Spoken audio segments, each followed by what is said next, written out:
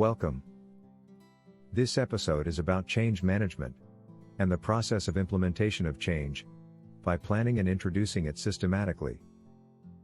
Imagine that you are the daughter of the owner of the company at which you work. Zora, daughter of Mr. 60+ CEO, is working as procurement manager at her family's middle-sized company. They manufacture metal pieces for the car industry. She doesn't aim to become the head of the firm, but deeply she cares about its future. Mr. CEO is still in great shape, but his retirement will be unavoidable sometime soon. Therefore, he has been keeping an open eye for a potential successor. He started mentoring a talented colleague, Mr. Future. During the last 5 to 6 years, Mr. Future has been involved in decision-making and all important issues relating to 4.0 innovations. He seemed enthusiastic and motivated. A great potential as future leader for the company. So, what went wrong? During the peak of COVID restrictions, out of the blue, Mr. Future's attitude has turned dark.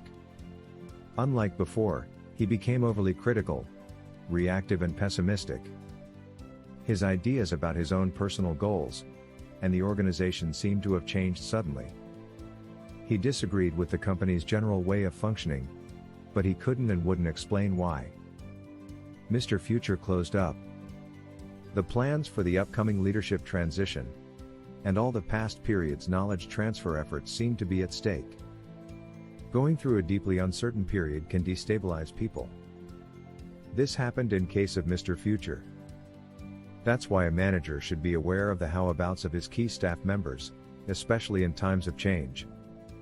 What can you do to avoid that? Zora applied mindfulness skills to enhance resilience and solve the Gordius knot. Step number 1. She controlled her own anxiety by practicing conscious breathwork and yoga every day. Step number 2. She took distance from Mr. Future's attitude, didn't take it personally. Step number 3. Focused on accepting the behavior of his colleague, without judgment and openness. Step number 4. With her non-judgmental and calm approach, she managed to get Mr. Future to open up and talk. Zora understood that it was the pandemic-related social isolation, combined with heavy work stress, that shook Mr. Future's balance and emotional well-being. Conversation did good to him.